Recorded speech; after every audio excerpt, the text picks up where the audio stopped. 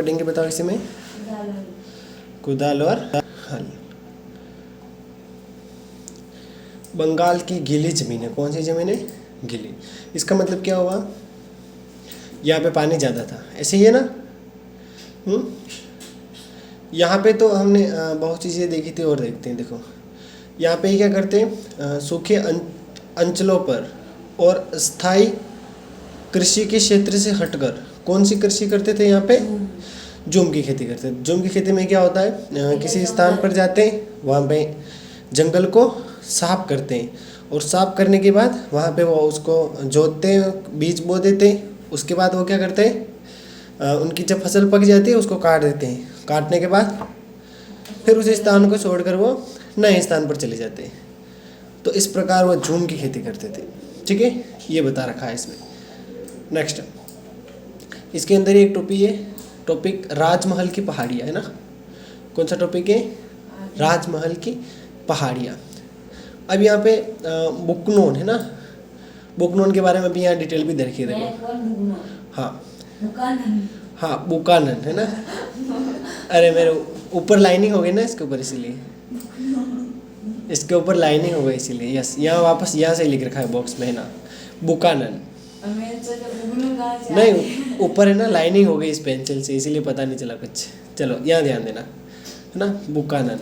इसकी यदि हम बात करें तो फ्रांसिस बुकानन एक चिकित्सक था। कौन था? चिकित्सक, जो भारत से आया था। कहाँ से आया था? भारत से। बंगाल चिकित्सा सेवा में कार्य किया उसने।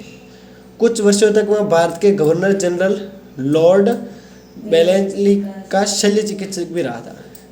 इसके अलावा और इसमें बता रखा है, कलकत्ता के अपने प्रवास के दौरान उसने कलकत्ता में एक चिड़ियाघर की स्थापना की, जो कलकत्ता अलीपुर चिड़ियाघर कहलाया। किसने की थी स्थापना बताओ? हाँ, थोड़े समय के लिए वानस्पतिक उद्यान के प्रभारी रहे थे। बंगाल सरकार के अनुरोध पर उन्होंने ब्रिटिश ईस्ट इंडिया कंपनी के अधिकार क्षेत्र में आने वाली भूमि का विस्तृत सर्वेक्षण किया था। ठीक है, 1815 में वह बीमार हो गए थे और कहाँ चले गए थे? वापस इंग्लैंड। अपनी माता की मृत्यु के पश्चात वे उनकी जायदाद के वारिस बने। उन्होंने उनके वंश के नाम हैमिल्टन को अपना लिया था, इसीलिए उन्हें अक्सर क्या कहते थे बताओ? Buchanan Hamilton. याद रखना, ये बुकानन के बारे में जानकारी। नेक्स्ट, अब ये जो था ना, इसने किसका दौरा किया था? राजमहल की पहाड़ियों का दौरा किया था बुकानन ने। उसने वर्णन दिया, उसने बताया कि ये जो पहाड़ियाँ है ये अवैध लगती है। अवैध यानी थोड़ी सी घनी है अधिकतर। यहाँ पे इलाका जो है ये खतरनाक है थोड़ा सा। कुछ कम लोग ही होते हैं जो यहाँ पे जा सकते हैं। ये जहाँ पर भी गया था उसने वहाँ के निवासियों से के व्यवहार को शत्रुतापूर्ण पाया। यानी कि मतलब इन पहाड़ियों में गया तो उसने देखा कि लोग मतलब फ्रेंडली नहीं होते जैसे कि अपने यहाँ गाँवों में होते हैं। वहाँ के लोग मतलब शिकारी प्रवृत्ति के होते हैं। नेक्स्ट, वो लोग कंपनी के अधिकारियों के प्रति क्या रहते? आशंकित रहते हैं कि कहीं वो आ नहीं जाए, और वो बातचीत भी नहीं करते किसी से, क्योंकि अगर बातचीत करेंगे तो उनको क्या किया जाएगा? मतलब खेती करवा ली जाएगी, गुलाम बना लिया जाएगा, या फिर उनको मतलब नियमों और कानूनों में डाल दिया जाएगा। वे लोग जो घरों से भाग जाते थे वो इन्हीं जंगलों में आके रहते थे।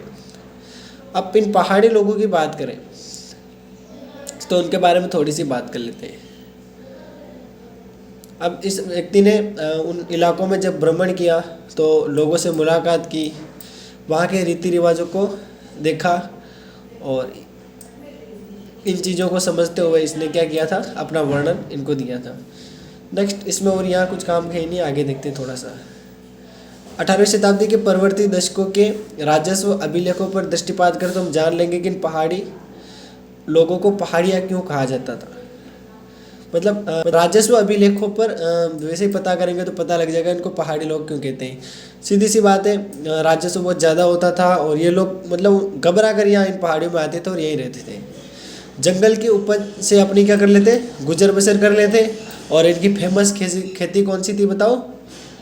जूम की खेती थे। जंगल के छोटे से हिस्से में झाड़ियाँ हटाकर, घास फूस जलाकर जमीन साफ कर लेते।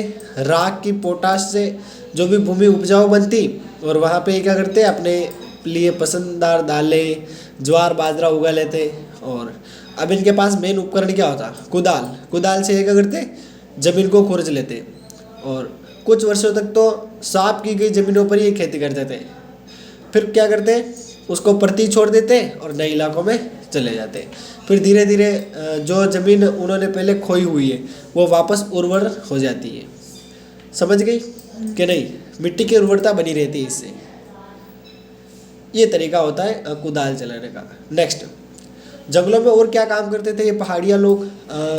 खाने के लिए महुआ के फूल इकट्ठे करते थे, बेचने के लिए रेशम, कोया और राल और काठ कोयले, जंगल के उत्पाद है ना, याद रखना, ये प्राप्त करते।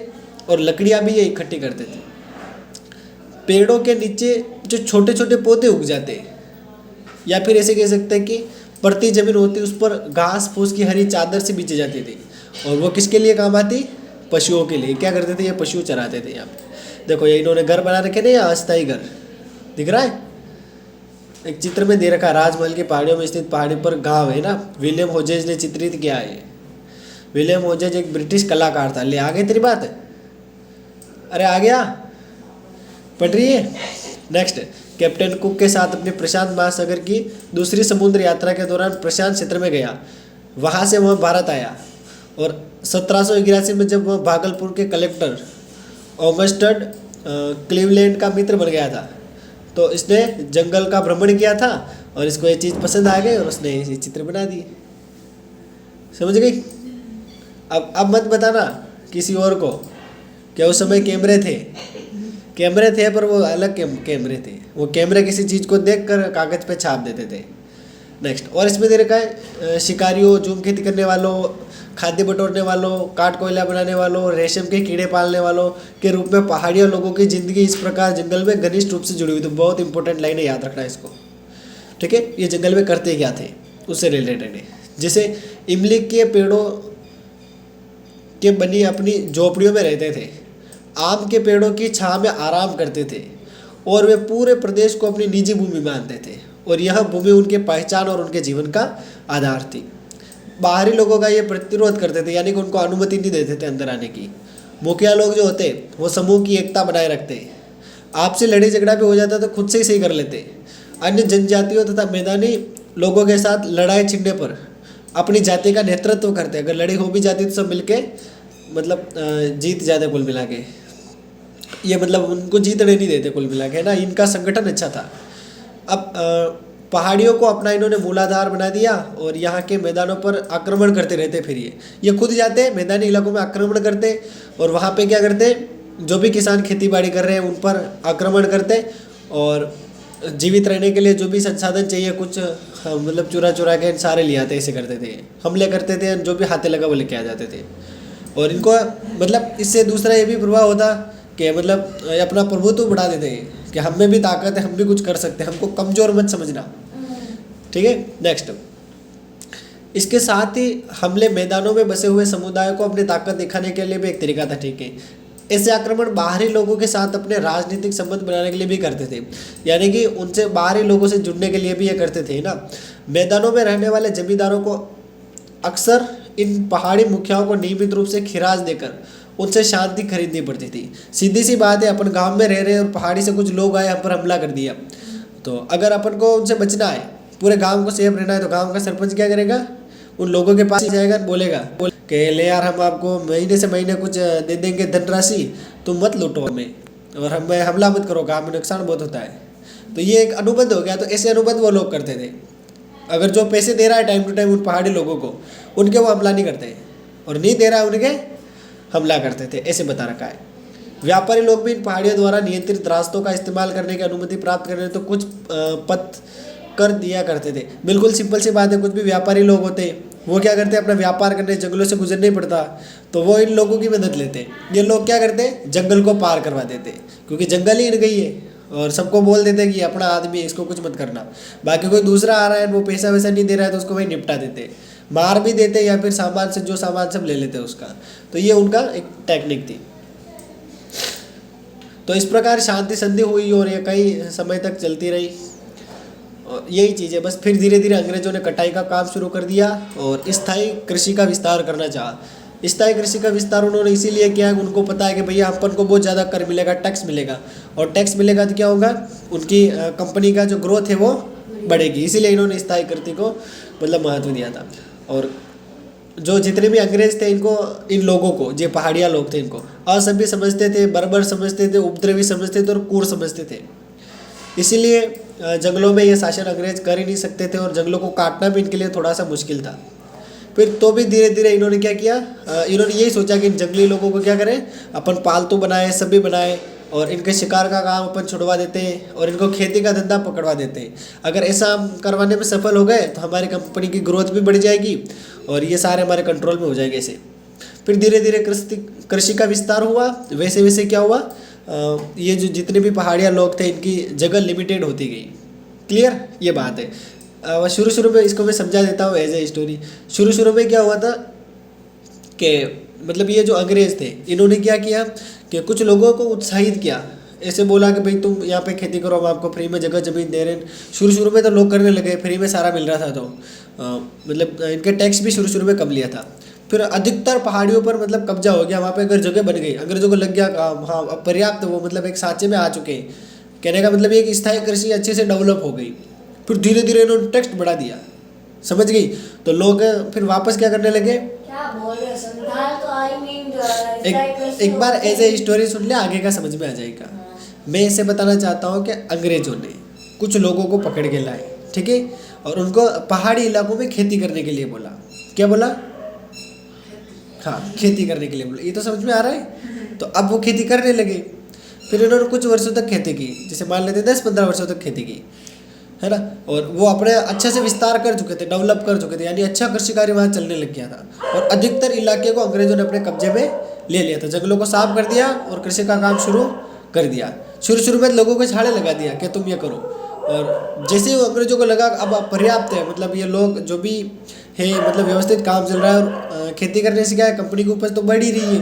तो फिर उन्होंने क्या किया कि वो जो लोग थे जो खेती कर रहे थे, है ना, जो जिनको अंग्रेजों ने लगाया था काम पे, उन लोगों पर धीरे धीरे उन्होंने टैक्स बढ़ा दिया, समझ गई, और लिमिटेशन उन पर बहुत ज़्यादा लगा दी, जिससे क्या हुआ, वो लोग काम छोड़ के भागने लगे।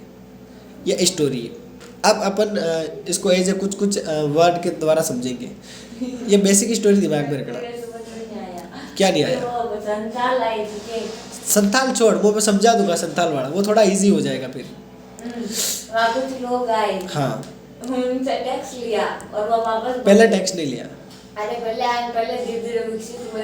हाँ, विकसित कैसे हुए? हाँ, अब तेरे से पूछ लेता हूँ। उनका मतलब कृषि करने लग गए। हाँ, अंग्रेज, हाँ, लोगों को लेके आए, हाँ, जगह जमीन साफ की, वहाँ पे खेती करने लगे।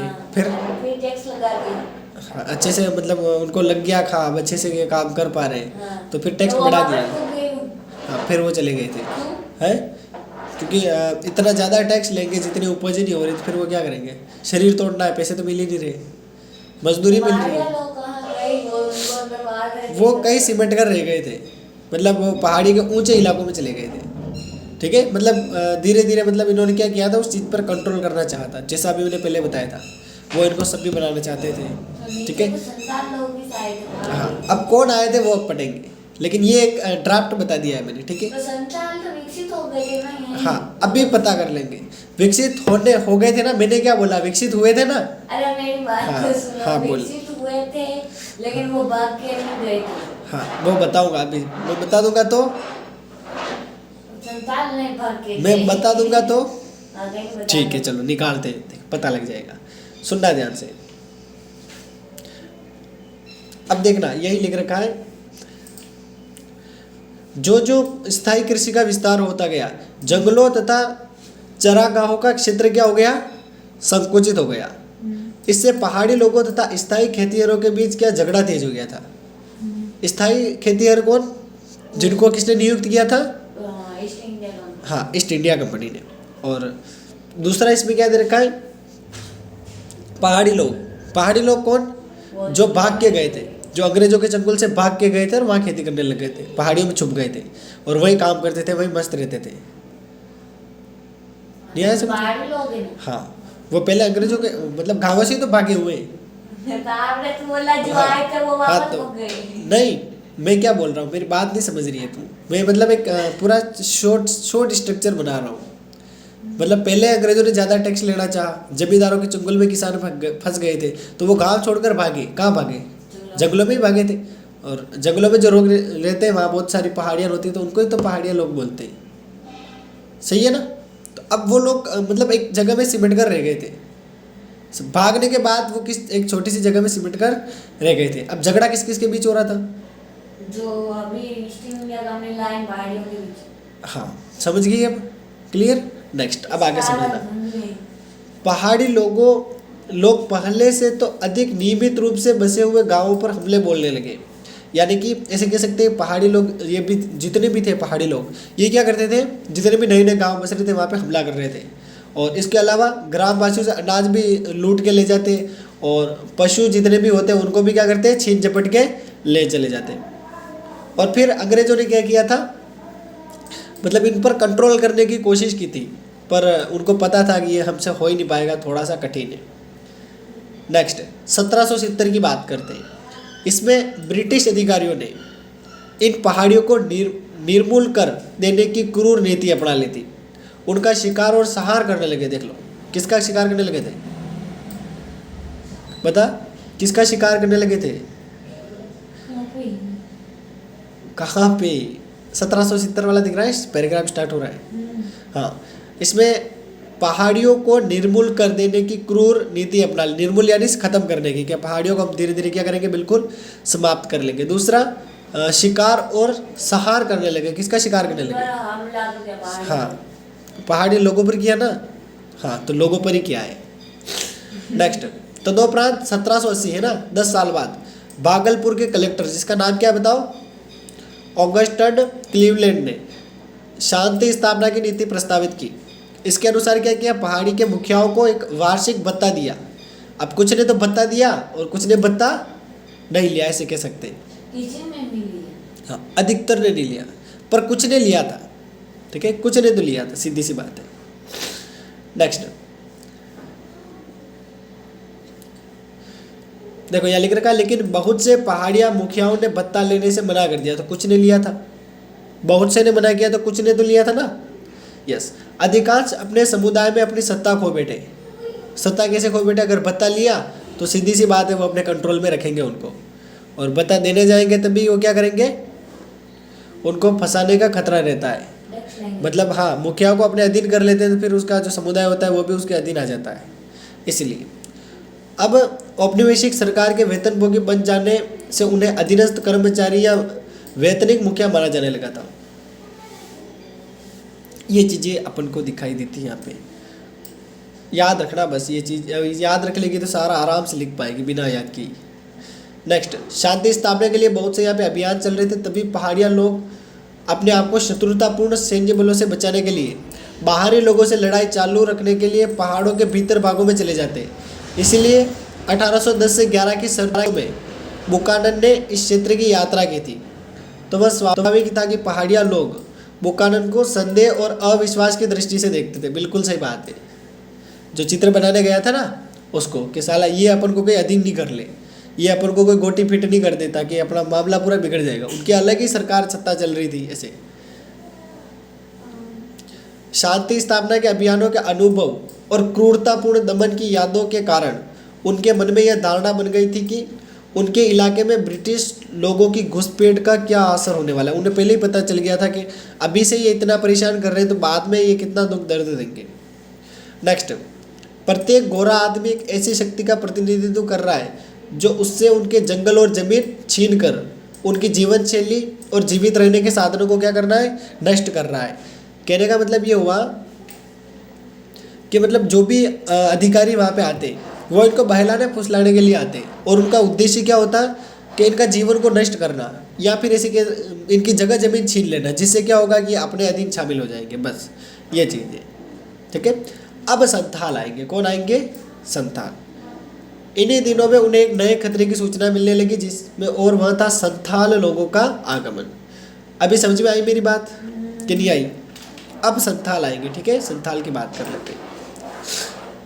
संथाल लोग वहाँ के जंगलों का सफाया करते हुए, इमारती लकड़ी को काटते हुए, जमीन को जोतते हुए, चावल तथा कपास उगाते हुए इन इलाकों में बड़ी संख्या में घुसते चले आ रहे थे। क्यों आ रहे थे? क्योंकि उनको अनुमति मिल गई थी। क्यों आ रहे थे? उनको अनुमति मिल गई थी, इसलिए आ रहे थे।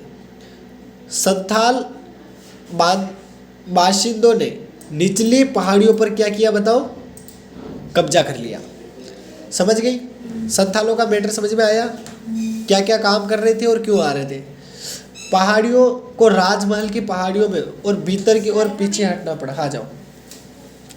कहने का मतलब ये है कि जितने भी राजमहल की ये पहाड़ियाँ हैं, संथाल जैसे जैसे आगे बढ़ रहे थे और वो जितने भी पहाड़िया लोग थे वो क्या कर रहे थे? पहाड़ियों के ऊंचे इलाकों पर जा रहे थे बचने के लिए। ठीक है। नेक्स्ट इसमें दे रखा है पहाड़िया लोग अपनी जूम खेती के लिए किसका प्रयोग करते हैं? बताओ। कुदाल का प्रयोग करते हैं। ये हमने पहले भी देखा था किस प्रकार करते हैं। जो यदि कुदाल को पहाड़ियों के जीवन का प्रतीक माना जाए तो हल को नए बाशिंदों यानी कि संथालों की शक्ति का प्रतिनिधि माना जाएगा। तो मेरे हिसाब से तेरे को समझ में आ गया होगा कि कुदाल और हल किससे संबंधित है? कुदाल पहाड़ियों से, पहाड़ी लोगों से संबंधित है, और हल किससे संबंधित है? संथालों से। नेक्स्ट संथाल अगुआ बाशिंदे के नाम से भी इनको शायद जानते हैं। तो अब इसमें क्या दे रखा है देख लेते हैं। 1810 के अंत में बुकानन ने गंजूरिया पहाड़, जो कि राजमहल श्रृंखलाओं का एक भाग है, इसको पार किया था और आगे के चट्टानी प्रदेश के बीच से निकलकर वे गांव में पहुंचे थे। वैसे तो यह एक पुराना गांव था, पर उसके आसपास की जमीन खेती के लिए अभी अभी साफ की गई थी। यानी कि उनको ऐसा लगा कि मतलब जूम खेती कर रखी है ना। जूम खेती वाले होता है, साफ करके खेती करते हैं, वही प्रोसेस है। वहाँ के भूदृश्य को देखकर उन्हें पता चला कि मानव श्रम के समुचित प्रयोग से उस क्षेत्र की तो काया ही पलट गई थी। उसने लिखा, गंजूरिया में अभी अभी काफ़ी जुताई की गई है, जिससे यह पता चलता है कि इसे कितने शानदार इलाके में बदला जा सकता है। मैं सोचता हूँ इसकी सुंदरता और समृद्धि विश्व के किसी भी क्षेत्र जैसी विकसित की जा सकती है। यानी कि किसी भी क्षेत्र को इस तरीके से डेवलप कर सकते हैं। यहाँ की ज़मीन अलबत्ता चट्टानी है, लेकिन बहुत ज़्यादा बढ़िया है। मतलब ज़मीन अच्छी है, मतलब अच्छी पैदावार यहाँ पे हो सकती है। बुकानन ने उतनी बढ़िया तंबाकू और सरसों और नहीं देखी। यानी कि वहाँ पर इन लोगों ने जो भी फसल बो रखी थी वैसी फसल इन्होंने कहीं पर नहीं देखी थी। उनको पता चला कि वहाँ संथालों ने कृषि क्षेत्र की सीमाएं काफ़ी बढ़ा ली हैं और वे इस इलाके में 1800 के आसपास आए थे। उन्होंने वहाँ रहने वाले पहाड़ी लोगों को नीचे के ढालों पर क्या किया था? भगा दिया था, पर जंगलों का सफाया किया और फिर वहाँ पर ये लोग बस गए थे। संथालों के बारे में बात हो रही है। ठीक है। नेक्स्ट संथाल लोग राजमहल की पहाड़ियों पर कैसे पहुँचे? संथाल 1780 के दशक के आसपास बंगाल में आने लगे थे। जमींदार लोग खेती के लिए नई भूमि तैयार करने, खेती का विस्तार करने के लिए उन्हें भाड़े पर रखते थे। किसको रखते थे? संथालों को रखते थे। अधिकारियों ने उन्हें जंगल महालों में बसने का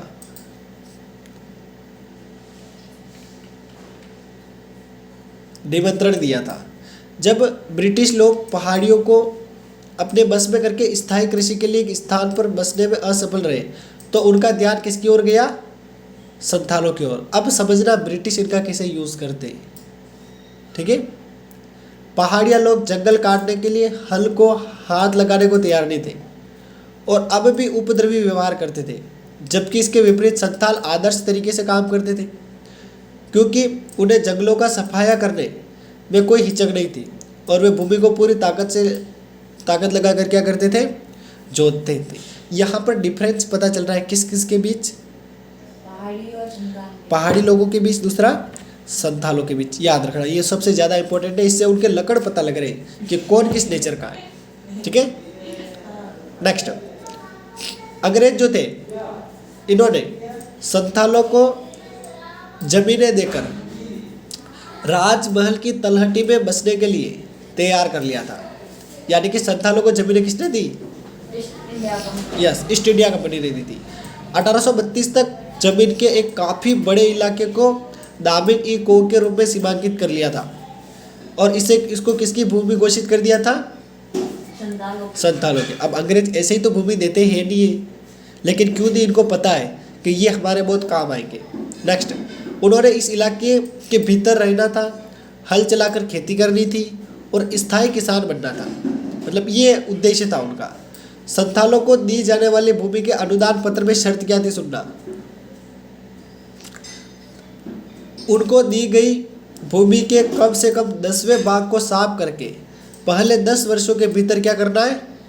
जोतना है, जोतने का काम करना है। इस पूरे क्षेत्र का सर्वेक्षण करके उसका नक्शा भी तैयार कर लिया गया था कि कैसे कैसे लोग आगे बढ़ेंगे, काम करेंगे। इसके चारों ओर खंभे गाड़कर परिसीमा निर्धारित कर लिए कि इस इलाके में काम होना चाहिए। इसे मैदानी इलाके के स्थायी कृषकों की दुनिया से और पहाड़ी लोगों को अलग कर दिया था। मतलब उन लोगों को सिवाकर अलग कर लिया था और ये जो संथाल खेती कर रहे थे इनकी चीज़ को अलग कर दिया था। मतलब अलग अलग सीमांकन कर लिया था कि संथाल किस तरीके से काम करेंगे। ये अंग्रेजों ने उनके लिए काम किया था।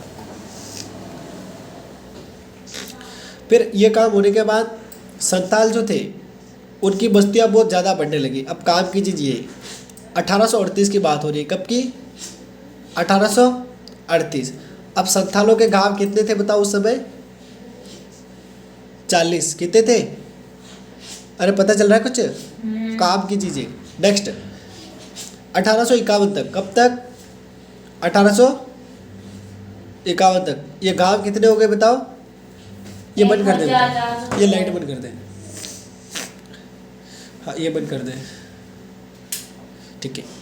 दिख नहीं रहा है। हाँ दिख जाएगा। हाँ 1851 तक ये जो गांव है कितने हो गए? 1473 हो गए थे। इस अवधि में संथालों की जनसंख्या को केवल 3000 थी, ठीक है, और बढ़कर कितनी हो गई? 82,000। देख ले, मतलब बहुत ही कम टाइम पीरियड में इनकी संख्या कितनी बढ़ गई। जैसे जैसे खेती का विस्तार हुआ वैसे कंपनी का राजस्व क्या हुआ? बढ़ता गया। अब तेरे को समझ में आ गया कंपनी को क्या फायदा मिला? कंपनी को राजस्व मिला। ये तो कंपनी का छोटा फायदा है, बड़ा फायदा देखना अभी। अबे टैक्स बढ़ाएंगे। हाँ 19वीं शताब्दी के संथाल गीतों और मृतकों में उनकी यात्रा के लंबे इतिहास को बार बार उल्लेख किया गया है। उसमें कहा गया है कि संथाल लोग अपने लिए बसने योग्य स्थान की खोज में बराबर बिना थके चलते रहते थे। मतलब बहुत ज़्यादा मेहनत करते थे। यहाँ दामिन ई को में आकर मानो उनकी इस यात्रा को पूर्ण विराम लग गया हो। जब संथाल राजमहल की पहाड़ियों पर बसे तो पहले पहाड़िया लोगों ने तो क्या किया? इनका विरोध किया और फिर वो मतलब मजबूर हो गए थे वापस इन पहाड़ियों के भीतर की ओर चले जाने के लिए उनको मजबूर कर दिए गए। उन्हें निचली पहाड़ियों तथा घाटियों के नीचे की ओर आने से रोक दिया गया था और ऊपरी पहाड़ियों के चट्टानी और अधिक बंजर इलाकों के भीतरी और शुष्क भागों तक सीमित कर दिया गया था। किसको किया था बताओ? पहाड़िया लोगों को किया था, ठीक है। नेक्स्ट, इससे उनके रहन सहन तथा जीवन पर बहुत ही खराब प्रभाव पड़ा और वो गरीब हो गए धीरे धीरे। और जो की खेती उनकी धीरे धीरे बंद हो गई क्योंकि जगह है ही नहीं है तो खेती करेंगे कहाँ? प्राकृतिक उर्वरता अगर अच्छी है तो उनको अच्छा उत्पाद मिलेगा, बाकी नहीं मिलेगा। ये बात इसमें बता रखी, ठीक है, समझ गई? भावना क्या काम कर रही है बेटा? ठीक है, करो। नेक्स्ट, पहाड़िया लोग खेती के अपने तरीके को आगे सफलतापूर्वक नहीं चला सके। जब इस क्षेत्र के जंगल खेती के लिए साफ कर दिए गए तो पहाड़िया शिकारियों को भी अपनी समस्याओं का सामना करना पड़ा। इसके विपरीत संथाल लोगों ने अपनी पहले वाली खानाबदोश जिंदगी को छोड़ दिया था। अब वे एक ही जगह पर बस गए थे और वाणिज्यिक फसलों की खेती करने लगे थे और अब यहाँ पे ये इनके फंसने का काम स्टार्ट है। किसका? इसका। सुन रही है? समझ में आ रहा है बेटा? तो यार बता अभी क्या बताया लास्ट के तीन चार लाइन में? आपने बोला कि पहाड़ी लोग है ना। हाँ, पहली बात तो पहाड़िया लोग जुम की खेती को आगे नहीं बढ़ा सके, ठीक है। दूसरा, उनको संथाल लोग के आने की वजह से विकसित होना पड़ा, वहाँ से भागना पड़ा। पढ़ यहाँ पे यही बात बताना चाहता हूँ मैं। क्या? हाँ पढ़, यहाँ पे ये दिख रहा है ना, सिंधु माझी संथाल और विद्रोह का नेता, 9.11 चित्र। हाँ अब ऊपर से पढ़ देखे। किंतु यहाँ से हाँ यहाँ से पढ़, जब इस क्षेत्र के जंगल, सेकंड लाइन, जब इस क्षेत्र के जंगल, फिर बताता हूँ, ये काम की चीज। क्या नहीं दिखा? पैराग्राफ शुरू से पढ़ ले, ये जहाँ से स्टार्ट हो रहा है लेसन, ये पेज। हाँ पढ़। इसलिए पहाड़ी लोग खेती के अपने तरीके, जिन खेती को आगे सफलतापूर्वक नहीं चला सके। हाँ ये तो बोला मैंने। हाँ अब आगे बढ़, अब यहाँ से स्टार्ट करना था। जब इस क्षेत्र में जंगल खेती के लिए साफ कर दिए गए तो पहाड़ी शिकारियों को भी समस्याओं का सामना करना पड़ा। अब ये काम की चीज़ें सुन। हाँ इसके विपरीत संथाल लोग, हाँ, अपनी पहले वाली जिंदगी छोड़ दिया था। पहले वाली जिंदगी कौन सी? वो जमीन हड़पने वाला काम, जमीन हड़पने वाला काम। संथाल की बात हो रही, किसकी? हाँ यही फंस रही थी, इसीलिए मैंने पहले स्टोरी सुनाई थी। तो ये पहाड़िया लोग समझ रही थी यहाँ पे, इसलिए तो मैंने पढ़ाया। अब मेरी स्टोरी गलत है, लेकिन संथाल क्या करते थे? यही तो काम की चीज़ें, यही तो बच्चे फंस जाते, उल्टा पुल्टा चिपका देते हैं। समझ में आई मेरी बात? अब संथाल किसके चंगुल में फंस रहे? देखो नहीं, पढ़ लाइन, लास्ट लाइन पढ़ इसी पैराग्राफ की। हाँ व्यापारी और साहूकारों से लेन देन। नहीं ईस्ट इंडिया कंपनी के नहीं थे, साहूकार तो अपने थे, लेकिन अधीन उनके थे। ठीक है, थे अपने, अधीन उनके थे। साहूकार कोई अंग्रेज नहीं होता है, साहूकार अपने ही था, लेकिन उनके कारण अपने लोगों को दुख दे देता था। अब ये पैराग्राफ समझ में अगर आ गया है तो मैं मानता हूँ तेरे को कोई दिक्कत नहीं है। देख यहाँ पे ये ऐसे बोल रहा है कि पहाड़िया लोग भी अपनी जो खेती थी उसको, झूम खेती को रोक दिया, शिकार भी वो नहीं कर पा रहे थे। दूसरा जो संथाल लोग थे, कौन? संथाल लोग, पहले तो उनको बहुत प्रोत्साहन दिया है ना, उनको बहुत हेल्प की, किसने? अंग्रेजों ने, जब तक उनका फायदा हो रहा था तब तक। उसके बाद लात मार के उनको बोला अब हमारे पास कुछ नहीं है, जाओ, वो साहूकार बैठा है, ऐसे। यानी कि वो संथालों को क्या बोला कि नहीं कुछ नहीं करना है, आराम से दरी बिछाओ और बैठ जाओ, चिल्लाना मत, इसके लेसन खत्म होने के बाद अपन पढ़ेंगे, तब तक तुम कुछ पढ़ लो। ठीक है, नेक्स्ट। हाँ तुम्हें काटना है तो निकालो, अब नहीं पढ़ेंगे उनके लिए अलग व्यवस्था है। हाँ तो उनका काम है वो। अब बैठ, मेरे को पढ़ाने दे बेटा, अभी बैठ जा।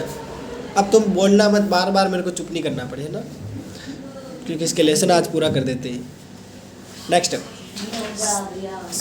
संथालों ने भी जल्दी ही समझ लिया था कि उन्होंने जिस भूमि पर खेती करनी शुरू की थी वो उनके हाथों से निकलती जा रही है। अब आई मेरी बात समझ में? पहले तो उनको छाड़े लगाया, बहुत सारी जगह जमीन दिलवा दी, और अब वो जमीन उनके हाथों से क्या हो रही है? जा रही है। संथालों ने जिस जमीन को साफ करके खेती शुरू की थी उस पर सरकार क्या लगा रही थी? टैक्स लगा रही थी। अब सरकार की इनकम हो रही नहीं हो रही ज़्यादा? और हो रही। यस। नेक्स्ट, साहूकार लोग बहुत ऊंची दर पर ब्याज लगा रहे थे, पहाड़िया लोगों के लिए नहीं, किसके लिए? संथालों के लिए। कर्ज अदा न किए जाने की सूरत में किस पर कब्जा हो जाता? अपनी डबली बच गई, उसके बाद तुम कुछ भी करो, हमारा कोई काम नहीं। ऐसी स्थिति इन कंपनी वालों की थी। जमींदार लोग दामिनी इलाके पर अपना नियंत्रण करने का क्या कर रहे थे? दावा कर रहे थे। इसीलिए मैं बोल रहा था, शुरू में खेती करवाई और बाद में उनको फंसा दिया बुरी तरीके से। तो बोल रही थी वो सक्षम हो गए, कहाँ हुए सक्षम? वो अच्छे से कमाने लग गए थे, विकसित हो गए थे, कहाँ हुए विकसित? उनकी स्थिति खराब हो गई, उनकी स्थिति खराब हो गई, यहाँ पे बहुत ज़्यादा खराब हो गई। देखना ये 4-5 लाइन बता रही है उनकी स्थिति कितनी बिगड़ गई। नेक्स्ट, 1850 के दशक तक संथाल लोग क्या महसूस कर रहे थे कि अपने लिए एक आदर्श संसार का निर्माण करने के लिए, जहाँ उनका अपना शासन हो, जमींदारों, साहूकारों और औपनिवेशिक राज के। इस लेसन में और कुछ है क्या पॉइंट? इस पेज पे है? नहीं है, नेक्स्ट पेज पे इसमें चित्र दे रखे ना, ठीक है। विद्रोह करने का समय अब आ गया। हाँ, यानी कि वो अब विद्रोह कर रहे थे, जैसे कि पहले पहाड़िया लोग कर रहे थे। अब उनको पता चल गया। क्या पता चला? कि हमने पहले गलती कर दी थी जंगलों को साफ करके, साला इन्होंने हमारे इस्तेमाल करके हमको ही फंसा दिया। समझ गई? नेक्स्ट। हाँ बता, पूछ, मन में कुछ आ रहा है पूछ ले, और कुछ हंसी की बात है तो बता, जल्दी बता दे। अरे बड़ा मारो भी क्या है, हंसी क्यों आ रही है बेवजह? नेक्स्ट। 1855 और 56 के संथाल विद्रोह के बाद संथाल परगने का निर्माण कर दिया था, इन्होंने अपना परगना बना दिया था, जिसके लिए 5500 वर्ग मील का क्षेत्र भागलपुर और वीरभूम जिलों में से लिया गया है। औपनिवेशिक राज को आशा थी कि संथालों के लिए नया परगना बनाने और उनमें कुछ विशेष कानून लागू करने से संथाल लोग संतुष्ट हो जाएंगे, यानी कि फिर उनको थोड़ी थोड़ी रिलीफ देने लगे थे, क्योंकि वो विद्रोह कर रहे थे, विद्रोह रोकना था बस। नेक्स्ट, बुकानन का विवरण। बुकानन के बारे में क्या बता रखा है देख लेते हैं। ब्रिटिश ईस्ट इंडिया कंपनी का कर्मचारी था, उसने कई यात्राएं की थी, जिसे भूदृश्यों के प्यार और अज्ञात की खोज से ही प्रेरित नहीं थी। वह नक्शा नवीसों, सर्वेक्षकों, पालकी उठाने वालों, कूलियों आदि के बड़े बड़े दल के साथ क्या करता था, घूमता फिरता था। और उसकी यात्रा का खर्च कौन देती थी? ईस्ट इंडिया कंपनी देती थी, क्योंकि उसे कंपनी को सूचनाओं की आवश्यकता होती। और ये क्या करता था, ये क्या करता था बताओ, क्या करता था? सूचनाएं इकट्ठी करता और किसको देता? और ईस्ट इंडिया कंपनी उसको खाने पीने का दे देती। हाँ, जो बुकानन प्रत्याशित रूप से इकट्ठी करता था। बुकानन को यह साफ साफ हिदायत दी गई थी कि जो देखता है, जो खोजता है, जो लिखता है, वह सभी अपने लोगों की फौज के साथ किसी गांव में आता तो उसे तत्काल सरकार के एजेंट के रूप में देखा जाता था। लोग ऐसा समझते हैं कि सरकार को एजेंट है क्यों, किसको कहते थे? लेकिन रियल में बुकानन कौन था? है बता? सूचना इकट्ठी करने वाला था। क्या इकट्ठी करता था? यानी जो देखता था उसको लिखता था और चित्र भी बना लेता था अच्छे खासे। नेक्स्ट, जब कंपनी ने अपनी शक्ति को सुदृढ़ बना लिया और अपने व्यवसाय का विकास कर लिया, तो वह उन प्राकृतिक संसाधनों की खोज में जुट गई जिन पर कब्जा करके उनका मनचाहा उपयोग कर सकती थी। उसने परिदृश्यों तथा राजस्व स्रोतों का क्या किया? सर्वेक्षण किया। इसने खोज यात्राएं आयोजित की, जानकारी इकट्ठी करने के लिए अपने भूविज्ञानियों, भूगोलवेताओं, वनस्पति विज्ञानियों और चिकित्सकों को क्या किया? भेजा। मतलब अब कंपनी और ज़्यादा डेवलपमेंट कर रही है, ऐसे कह सकते हैं। निसंदेह असाधारण प्रेक्षण शक्ति का धनी बुकानन ऐसा ही व्यक्ति था। बुकानन जहाँ कहीं भी जाता वहाँ पे पत्थर, चट्टान और वहाँ की भूमि के भिन्न भिन्न स्तरों को ध्यानपूर्वक देखता और पता लगा देता कि वाणिज्यिक दृष्टि से ये भूमि उपयोग है या नहीं, यहाँ पे बहुमूल्य पत्थर है या कौन कौन से खनिज है। अब इसने क्या क्या पता लगाया देखो, लौह खनिज, अब्रक, ग्रेनाइट, सॉल्ट पीटर और उसके अलावा कई स्थानों का, मतलब कई चीज़ों का इसने पता लगाया था। नेक्स्ट, सावधानी पूर्वक नमक बनाने के और कच्चा लोहा निकालने की स्थानीय पद्धतियों का भी उसने निरीक्षण किया था कि लोग किस प्रकार ये लोहा बनाते हैं या फिर नमक निकालने का काम करते हैं। ठीक है, ये चीज़ भी इसने देखी थी। अब बुकानन क्या सोचता है वो देख लेते हैं। जब बुकानन किसी भूदृश्य के बारे में लिखता था तो वह अक्सर इतना ही नहीं लिखता था उसने क्या देखा है और भूदृश्य कैसा है, उसके साथ क्या लिखता था देखना। उसमें फेर बदल करके उसे अधिक उत्पादक कैसे बनाया जा सकता है, मतलब किसी की गलती भी पकड़ ली तो पता कर लेता कि इसको सुधार कैसे करना है, मतलब और एक्स्ट्रा डिटेल ऐड करता था। कौन सी फसलें बोई जा सकती, कौन से पेड़ काटे जा सकते और कौन से उगाए जा सकते, तो ये सारी चीज़ें कौन ध्यान में रखता था? बुकानन। देखो कितना खतरनाक आदमी है, एक पड़ा सब पे भारी। हाँ, अगला बिंदु कौन सा है बताओ? देहात में विद्रोह, बम्बई दक्कन। कर ले इसको, कर ले। तेरी क्या इच्छा है बता? कल नहीं करेंगे, कर ले। ठीक है, कर लेते हैं। यस, इसको पढ़ लेते हैं। ये लास्ट बिंदु है। अच्छा, कितने पेज बच रहे हैं?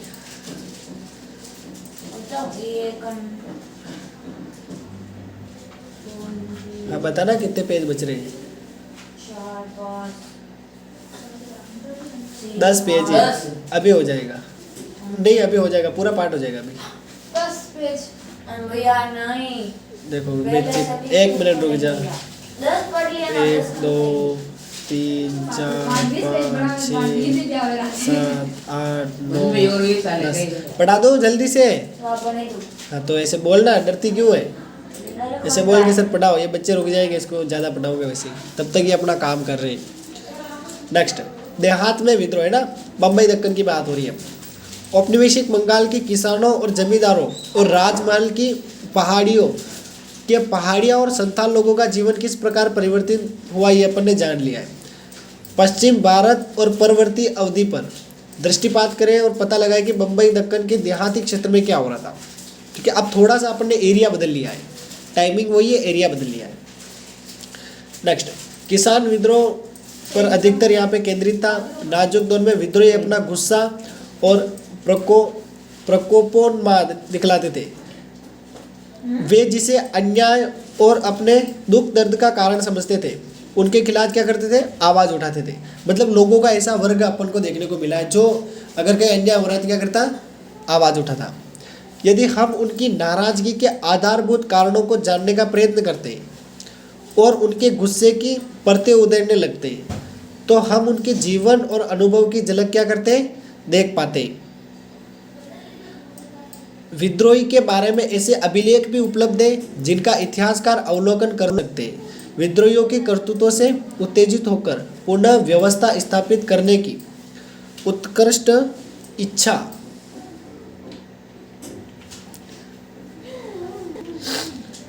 से राज्य के प्राधिकारी केवल विद्रोह को दबाने का प्रयत्न नहीं करेंगे, बल्कि जानने बूझने की कोशिश भी करते हैं और उनके कारणों का भी जांच करते थे, जिससे कि नीतियाँ निर्धारित की जा सके और शांति स्थापना की जा सके। सीधी सी बात है, यदि कोई विद्रोह कर रहा है तो जितने भी अधिकारी लोग हैं वो क्या करेंगे? उस विद्रोह का कारण पता करेंगे और कारण पता करने के बाद उसका निवारण कर देंगे।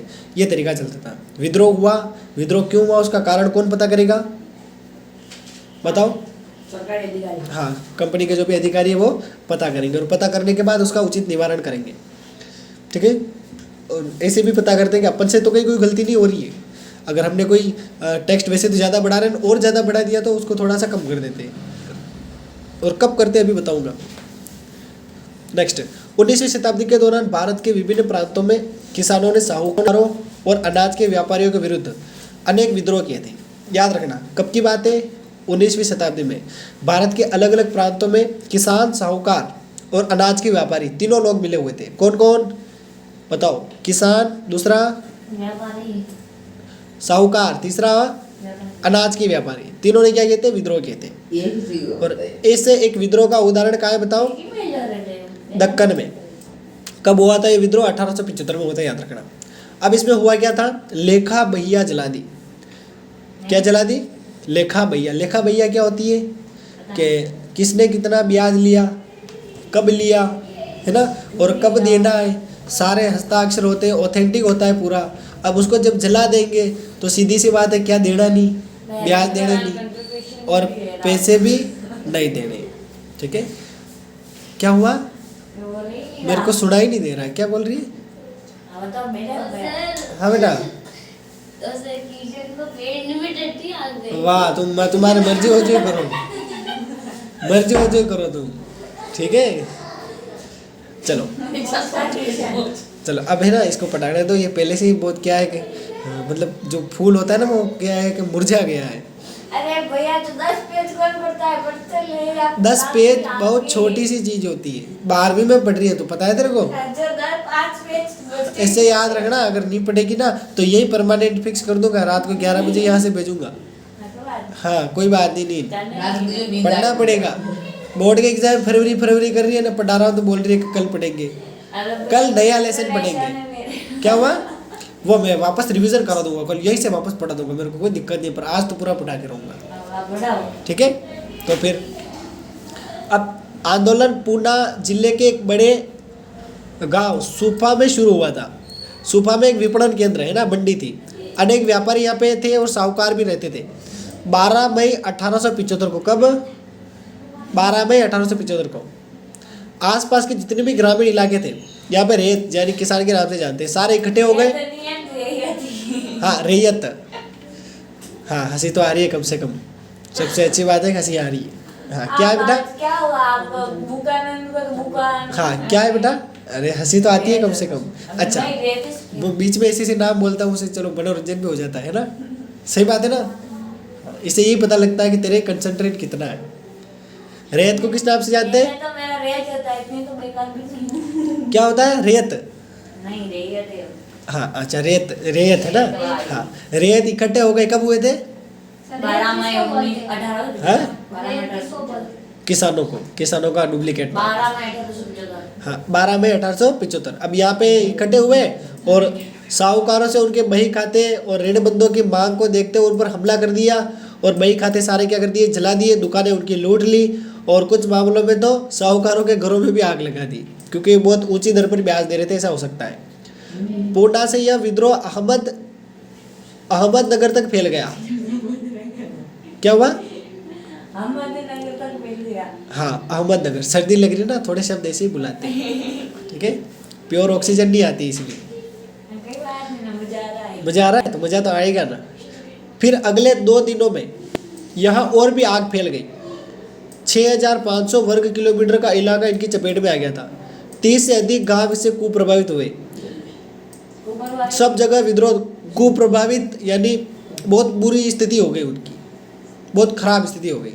आगे चलो। नेक्स्ट, सब जगह विद्रोह एक स्वरूप था। साहूकारों पर हमला किया गया, बही खाते जला दिए, ऋणबंधों को नष्ट कर दिया गया। किसानों के हमलों से घबराकर साहूकार गांव छोड़कर भाग गए। अधिकतर मामलों में वे अपनी संपत्ति और धन दौलत को पीछे छोड़ के चले गए, है ना। जितनी ऊंची दर पे ब्याज दे रहे थे, लोगों को परेशान कर रहे थे, है ना, और लोग आत्महत्या भी कर लेते, ऐसी स्थिति भी बनती थी। तो अब वो भाग रहे थे और सारे जो भी उनकी धन पूंजी थी वो गाँव में वो का जंगलों में जाके क्या बन गए? वो पहाड़िया लोग, है ना। एक आधे तो बड़े होंगे ना, क्योंकि उनको तो वापस आगे हिसाब देना पड़ेगा ना। नेक्स्ट, जब विद्रोह फैला तो ब्रिटिश अधिकारियों की आंखों के सामने 1857 का गदर दृश्य आ गया था। अध्याय 10 में इसके बारे में ज़्यादा देखा है। विद्रोही किसानों के गांवों में पुलिस थाने स्थापित कर दिए। किसने किए थे? अंग्रेजों ने। जल्दी सेनाएं बुला ली गई, 95 व्यक्तियों को गिरफ्तार कर लिया गया और उनमें से बहुत को दंड दिया गया, लेकिन देहात पर काबू करने में कई महीने लग गए थे। यानी कि स्थिति अंग्रेजों से सही हुई नहीं, बहुत टाइम लगा। तो कुछ भी कर ले, बेमत से पढ़ेगी तो मैं पढ़ाऊंगा नहीं। नेक्स्ट, इसी से रिलेटेड है, ऋण पत्र और दस्तावेज क्यों जलाए गए? सीधी सी बात है कि उनको पैसे नहीं देने पड़ेंगे। विद्रोह क्यों हुआ? क्योंकि किसान परेशान थे। इसके उत्तर वैसे पता चल रहे हैं। नेक्स्ट जाओ, जल्दी से आ जाना, जल्दी से आ जाना, 2 मिनट का समय है, जल्दी से आ जा। है प्लस का निशान, हाँ रिजल्ट दिख रहा है ना। हाँ प्लस पे दबा ना, अंगूठा छोटा है क्या? हाँ अब व्यू रिजल्ट, व्यू रिजल्ट। अरे लिखा आ रहा है क्या? अपना परिणाम देखे तो तेरे हिंदी था ना, तेरे हिंदी था। अरे एक ऐसे डंडे दिख रहे थे, छोटे बड़े डंडे दिख रहे हैं, आइकन भी दबा ना उस पे। दावे आ जाए तो काम थोड़ी चलेगा। रिजल्ट देखना है तो देखो, सारी ऑनलाइन सुविधा कर रखी है। अब ना मुसलमान देख लो कतरा करना फर्स्ट में मान हिंदी में करो सर, मेरे समझ में नहीं आ रहा। तुम्हारे पढ़ाई कैसी चल रही है? बहुत खतरनाक चल रही है, बहुत खतरनाक। कल की छुट्टी, कल किस नाम की? कल दितवार था। अरे क्या दितवार है? फिर मैं तुम्हारे 10-15 दिन की वैसे ही छुट्टियां रखूंगा। दितवार तो याद हुआ है, होती कोशिश नहीं रखूंगा, पर फिर भी अगर नहीं हुआ हैंडल तो फिर रखना पड़ेगा। तो फीस जिन नहीं जमा कराओगे तो फिर मैं रख दूंगा, कंफर्म है। तुम्हें ऐसे लग रहा होगा कि 10-12 दिन की छुट्टियां वो कोई छोटी चीज नहीं होती है, ठीक है, और एग्जाम से पहले। और सर अगर मैं स्कूल जावा में 6 दिन और दिया नहीं हो है, 8 दिन क्या शादी? स्कूल में जाके होमवर्क कितना करना है कि ये होमवर्क तुम्हें ले डूबेगा, अगले साल ही फिर होमवर्क किस करोगे? ना ये देख मैं तो हिंदी कौन है? चल अटा टिकट दे दी किसी ने। अरे वाह रे करते क्या? हो। हाँ 2 मिनट आ रही कहाँ जा रही? मासी का लड़का बोल रहा नहीं बुला रहा है, नहीं मेरे को चैप्टर पूरा करना है, मासी का लड़का बुला रहा है। वाह है। अरे सही में बुला लिया, किसका टोपा? तेरा उसने फेंका। या रख दे, कहीं नहीं जाएगा। टोपा तो अच्छी है, टोपे के क्या हुआ जो आवे तो है? अरे जुआ नहीं भैया। चलो अब नई राजस्व प्रणाली आई है, उसके बारे में पढ़ लेते हैं। क्या भैया अभी यार? नहीं पढ़ना है? दो उठक बैठक लगा है, या 20 लगाएगी तो छुट्टी मिल जाएगी, और 20 भी लगा लेगी तो 1 0 और लगा देना, 200 लगाएगी तो फिर छुट्टी मिल जाएगी। चलो अब पढ़े। अरे ना मन तो बनाना पड़ता है बेटा, देखो पढ़ने की चोर है ये, एक नहीं है। अब इतना कौन पढ़ता है भैया? कौन पढ़ता है? स्टूडेंट पढ़ता है। लेकिन आज नहीं पढ़ता। नहीं पढ़ेंगे, नहीं। मैं तो पढ़ाऊंगा पूरा पाठ। तू बोले तो आज ही, मैं तो सोच रखा था ये पूरा हुआ नहीं अगला स्टार्ट, तू तो इतनी कमजोर निकली, पता ही नहीं चला मेरे को तो। कमजोर नहीं है। है ये तो पूरा करेंगे, कुछ भी कर ले पूरा करेंगे। हाँ अब बोल वाह पढ़ाओ, कितनी देर में बोलते नहीं पढ़ेंगे। देखो कितना जोर आ रहा है, सर पढ़ाना चाहते हैं, बच्ची पढ़ ही नहीं रही है। नहीं पढ़ेंगे यार। क्यों नहीं पढ़ेंगे? नहीं पढ़ेंगे। नहीं, this is not a good thing. मतलब कोई नहीं पढ़ेंगे हम। फिर सिलेबस पूरा नहीं हुआ तो फिर मैं नहीं जानूंगा। पक्की बात है? पक्की बात है? सिलेबस पूरा नहीं हुआ तो फिर मैं नहीं जानूंगा। नहीं मैं तो इसको कराना हूँ, मैंने टारगेट में लिख रखा है। सर नहीं वो तो ऑनलाइन क्लास में बनाएंगे ना। अभी तेरे को खुद को ही पता है, उसके अलावा पॉलिटी पढ़नी है ना, फिर इंग्लिश पढ़नी है, और टाइम लिमिटेड है, और फिर तो एक पार्ट ही अगर एक दिन में पूरा नहीं करा रही है तो फिर क्या होगा? हाँ यही सुनना है मेरे को, अच्छा लगता है। ठीक है पानी पी के आ जाना, जी घबरा रहा है तो। और सर वो कप्पा ले रहा है। एक कप्पा तेरा ले लूंगा, जा भग भग जा, गेट बंद कर, गेट बंद कर। तो बेटा बेटे से अनारस को छुट्टियां दे था का बोल रहा है। हैं? छुट्टियां दे किसको? अनारस वो याद नहीं पढ़ते ना, जल्दी वो वर्किंग के लिए सिर्फ। कपा कर दे रहा हाँ था औषधि बस आ लो ये बड़ा। हाँ, अब पढ़े। देखो अब इसका मन हुआ है थोड़ा। नहीं हुआ लेकिन इसका वो मन सर नहीं हुआ। सर थाई न मन नहीं रहा के बड़ा टके समझ में बैठ के सब आ जाएगा देखना। ये हाँ करेगी ना तब भी इसको समझ में आएगा, देखना। और कल मैं प्रश्न भी पूछ लूंगा, ये बता देगी, देखना। यस अब बात करते हैं नई राजस्व प्रणाली की। जैसे जैसे ब्रिटिश शासन बंगाल से भारत के अन्य क्षेत्रों में फैलता गया, वहाँ भी इन्होंने राजस्व की नई नई प्रणालियाँ लागू कर दी। एक नई प्रणाली का नाम रहा है जिसका नाम है इस्तमरारी बंदोबस्त। ये एक नया नियम था इनका, ठीक है। हाँ इस्तमरारी बंदोबस्त। अब ये क्या नियम देख लेते हैं। 1810 के बाद खेती की कीमतें बढ़ गई, इससे उपज के मूल्य में क्या हुई? वृद्धि हुई। खेती की कीमत बढ़ेगी तो उपज में क्या होगा? वृद्धि होगी। बंगाल के जमींदारों की आमदनी का क्या हो गया? इजाफा हो गया। जमींदारों के तो इजाफा हो गई होगा अगर खेती की कीमत बढ़ेगी तो। राजस्व की मांग इस्तमरारी बंदोबस्त के तहत तय की गई थी, यानी कि इस नियम के तहत राजस्व तय किया गया था, इसे कह सकते हैं। औपनिवेशिक शासन में इस बढ़ी हुई आय में अपने हिस्से का कोई दावा नहीं कर सकती थी। कौन नहीं कर सकती थी बताओ? औपनिवेशिक सरकार। नेक्स्ट, अपने वित्तीय संसाधनों को बढ़ाने की उत्कट इच्छा से औपनिवेशिक शासन को सरकार को अपने भू राजस्व को अधिक से अधिक बढ़ाने के तरीकों पर विचार करना पड़ता। कंपनी ये चाहती थी कि अपना भू राजस्व ज़्यादा से ज़्यादा क्या करें, हम बढ़ाएं, ज़्यादा से ज़्यादा इन लोगों से क्या करें, मुनाफा कमाएं। यही कंपनी का एक जरिया था पैसे कमाने का। मतलब खेती कर रहे हैं, जितनी ज़्यादा खेती होगी उतना कंपनी का निर्यात होगा। पूरे लेसन में यही चीज़ इंडिकेट कर रही है सर कंपनी को, जितनी ज़्यादा खेती का बढ़ावा देंगे उतना अपन को फायदा होगा। इसी आधार पे कंपनी चल रही है यहाँ पे। नेक्स्ट, 19वीं शताब्दी में औपनिवेशिक शासन में शामिल किए जाने वाले प्रदेशों में राजस्व बंदोबस्त किए गए। जब अधिकारी नीतियाँ निर्धारित करते तो उनकी विचारधारा उन आर्थिक सिद्धांतों से अत्यधिक प्रभावित करती थी जिससे कि वे अधिकारी पहले से ही परिचित थे। 1820 की बात करें तो इसमें इंग्लैंड में डेविड रिकार्डो एक जाने माने अर्थशास्त्री थे। इन्होंने क्या बताया देख लेते हैं। औपनिवेशिक अधिकारियों ने अपने महाविद्यालय जीवन में रिकार्डो के विचारों का अध्ययन किया था। अधिकारियों ने किया था इसके बारे में। महाराष्ट्र में जब ब्रिटिश अधिकारियों ने 1820 के दशक में प्रारंभिक बंदोबस्त की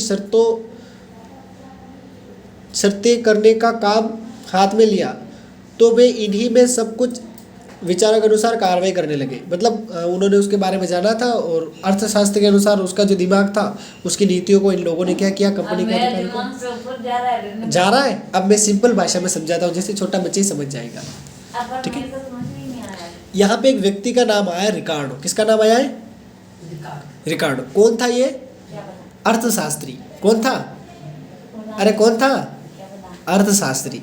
क्या पता अर्थशास्त्री आगे लगा दे, क्या पता अर्थशास्त्री था। ठीक है, अब अर्थशास्त्री था। अर्थशास्त्री का काम क्या होता है कि मुनाफा कैसे कमाए या ज़्यादा से ज़्यादा मतलब देश का इकोसिस्टम कैसे बढ़ाए। तो अंग्रेज जो कंपनी के जितने भी अधिकारी थे, कौन थे? अरे कौन थे बोल? अधिकारी। हाँ, क्या पता अधिकारी थे। ठीक है, हाँ नहीं, क्या पता अधिकारी थे। अब उन अधिकारों ने, जो भी अधिकारी थे, उन अधिकारियों ने इस रिकार्डो के विचारों को जाना और उसके अनुसार अपने नियम निर्धारित किए। ये बात समझ में आ गई? नहीं आई? वापस बोल रहा हूँ, आ गई? नहीं आई? रिकार्डो था, रिकार्डो के विचार थे, विचारों को कंपनी के अधिकारियों ने लिया और कंपनी के अधिकारी उसके अनुसार क्या करने लगे? काम करने लगे, जिससे क्या होगा? कंपनी का मुनाफा बढ़ेगा। हाँ हाँ, ठीक है, अभी तो पढ़ ले। हाँ, अभी तो पूरा कर लेते, फिर कल वापस। Yes, next. देखो बच्चे को कितना जोर आ रहा है। अभी 10 मिनट और पढ़ाऊंगा, 10 मिनट में जितना होगा उतना कर लेते हैं। ठीक है, फिर खुश न तेरा न मेरा। 10 मिनट में जितना होता है उतना पढ़ लेते हैं।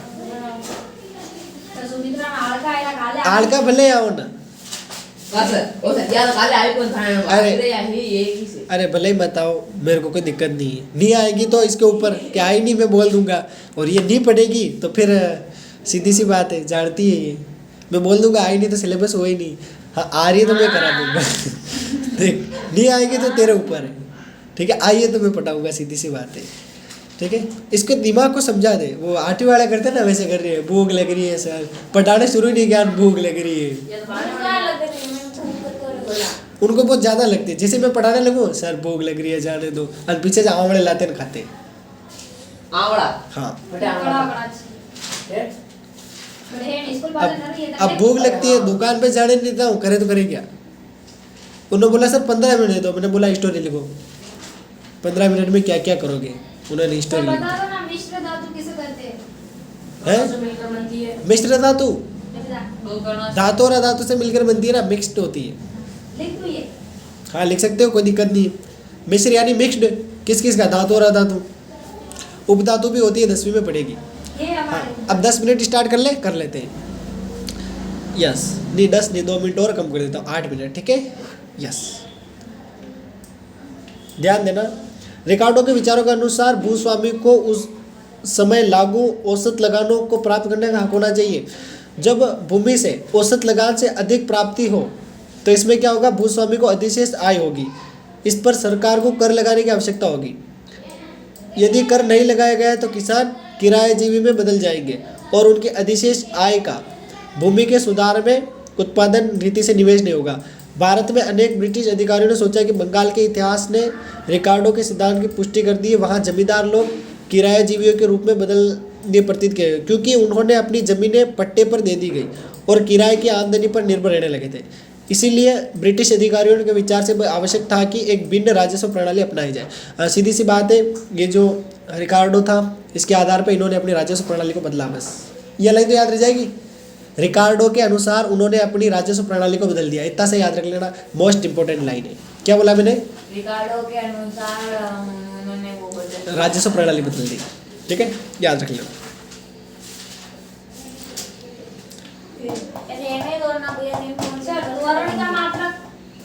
नेक्स्ट, इसके अंतर्गत राजस्व राशि सीधे रैयत के साथ तय की जाती थी। भिन्न भिन्न प्रकार की भूमि होने वाली औसत आय का अनुमान लगाना लिया गया, यानी कि भूमि के अनुसार इन्होंने औसत लगाया कि एवरेज अपन को क्या राजस्व रखना है। नेक्स्ट, इसके हिसाब से इन्होंने क्या किया, राजस्व अदा करने का आकलन तय कर लिया था और सरकार के हिस्सों के रूप में उनका एक अनुपात निर्धारित कर दिया था। हर 30 साल बाद जमीनों का फिर से सर्वेक्षण किया जाता और राजस्व की दर बढ़ा दी जाती थी। हर 30 साल में ये क्या करते, राजस्व बढ़ाते रहते, लेकिन ये व्यवस्था ज़्यादा कुछ चली नहीं। राजस्व की मांग जैसे जैसे बढ़ती गई और किसानों का कर्ज है वो भी क्या हुआ, बढ़ता गया, क्योंकि कभी फसल अच्छी होती, कभी फसल अच्छी होती, कभी खराब होती, और निर्धारित जो भी क्राइटेरिया उसे फसल मतलब का उसका उत्पादन किसान को मिलता ही नहीं। यानी कि सरल भाषा में ऐसे समझो तो कोई किसान खेती कर रहा है, ठीक है, उसकी फसल पूरी नष्ट हो गई, खराब हो गई, फिर भी उसको टैक्स देना है, कर देना है, अगर नहीं दे पाया तो क्या होगा, उसकी ज़मीन हड़प ली जाएगी। तो अब ऐसे में तो किसान परेशान थे ना, ये राजस्व प्रणाली कोई अच्छी बात नहीं थी। आप छोड़ दो, रहने दो। पक्की बात है, 5 मिनट और है, 5 मिनट और है। हाँ बहुत अच्छा, थैंक यू।